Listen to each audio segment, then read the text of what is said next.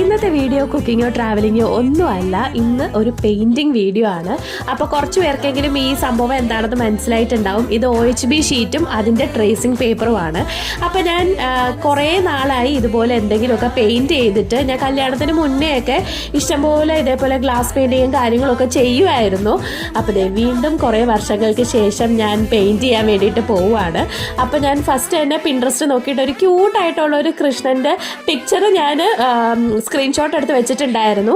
എന്നിട്ട് ഫസ്റ്റ് അത് ട്രേസിങ് പേപ്പറിൽ വരച്ചിട്ട് പിന്നെയാണ് OHB ഷീറ്റിലോട്ട് ട്രേസ് ചെയ്ത് വരച്ചത്.